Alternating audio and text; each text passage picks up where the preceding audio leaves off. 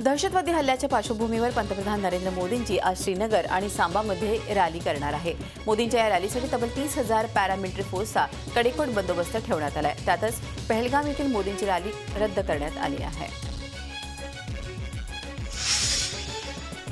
जम्मू आणि काश्मीरमध्ये ऐन निवडणुकीच्या धामधुमीत झालेल्या अतिरेकी कारवायांमध्ये पाकिस्तानचा हात असल्याचं पुन्हा एकदा उघड झालंय। अतिरेक्यांकडे सापडलेली शस्त्रास्त्र तसंच खाद्यपदार्थांवरून हे स्पष्ट होत आहे। तसंच ही घुसखोरी झेलमच्या उत्तरेकडून झाल्याचंही जीपीएस ट्रॅकिंगवरून उघड झालंय। नियोजन आयोगाच्या पर्यायावर विचार करण्यासाठी पंतप्रधानांनी काल सर्व राज्याच्या मुख्यमंत्र्यांची बैठक बोलावली होती। या बैठकीत नियोजन आयोग रद्द करण्याबाबत खलबत झाली। नियोजन आयोग बदलण्याची वेळ आल्याचं पंतप्रधान मोदी यांनी यावेळी सांगितलं। माजी पंतप्रधान मनमोहन सिंग यांनीही नियोजन आयोग बदलण्याची भूमिका मांडली होती, असं अर्थमंत्री अरुण जेटली यांनी या बैठकीनंतर सांगितलं।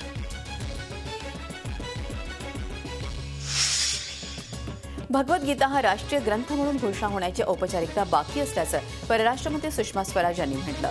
गीतेला 5151 वर्ष झाल्यानिमित्त नवी दिल्ली इथं आयोजित एका कार्यक्रमात त्या बोलत होत्या। विश्व हिंदू परिषदेचे अशोक सिंघल यांनी याच कार्यक्रमात गीतेला राष्ट्रीय ग्रंथ असल्याचं पंतप्रधानांनी जाहीर करावं, यासाठी स्वराज यांनी पुढाकार घ्यावा असं म्हटलंय।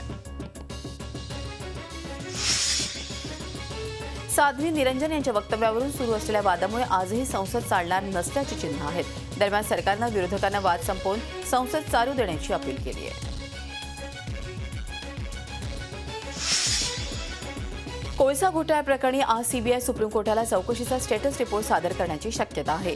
माजी कोळसा मंत्री दसारी राव यांची ईडी चौकशी करणार आहे।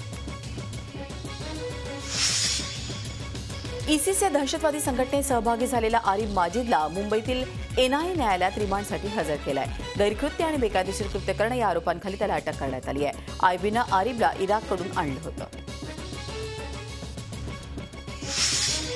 आयआयटीच्या 19 विभागाच्या 1600 विद्यार्थ्यांपैकी 710 विद्यार्थ्यांना हवी ती नोकरी मिळवण्यात यश आलंय। आतापर्यंत 150 आंतरराष्ट्रीय कंपन्यांनी कॅम्पस इंटरव्ह्यूज घेतले आहेत। यामध्ये Microsoft, Facebook, Qualcomm, Airbus, Rolls Royce, Mercedes, BCG, McKinsey, Visa, Reliance, Siemens यासारख्या नामांकित कंपन्यांचा समावेश आहे। 65 लाखांपासून ते 10 लाखाचं पॅकेज या विद्यार्थ्यांना मिळालंय। जगातला सर्वात मोठा मानवी राष्ट्रीय ध्वज साकारून चेन्नईकरांनी नवा विक्रम रचलेला आहे। 7 डिसेंबर हा दिवस राष्ट्रीय ध्वज दिन म्हणून साजरा केला जातो। त्यानिमित्त रोटरी क्लबतर्फे चेन्नईच्या YMCA मैदानावर तब्बल 50,000 देशभक्त नागरिकांनी तिरंगा साकारत नवा विक्रम नोंदवला। या उपक्रमाला रोटरी माय फ्लॅग माय इंडिया असं नाव देण्यात आलं। अमेरिकेमध्ये रोजगार वाढत असल्याच्या वृत्तामुळे अध्यक्ष बराक ओबामा यांनी आनंद व्यक्त केला। प्रगती कायम राखायची असेल तर काँग्रेसनं सरकारला सहकार्य करावं असं आवाहन त्यांनी केलं आहे। केनियाचे अध्यक्ष उहुरू केन्याता यांच्यावरती हिंसाचाराचा आरोप नेदरलँडच्या आंतरराष्ट्रीय न्यायालयानं मागे घेतल्यात। 2007 साली अध्यक्ष झाल्यावर विरोधकांचे शिरकाण केल्याचा त्यांच्यावरती आरोप आहे। चीनमधला एक कलाकार चक्क आपल्या जिभेनं चित्र काढतो। हान झिओमिंग याची ही अनोखी कलाकारी पाहण्यासाठी दूरवरून लोक येतात आणि थक्क होतात। हान जिभेनं चित्र काढण्यासाठी खायचे रंग वापरतो।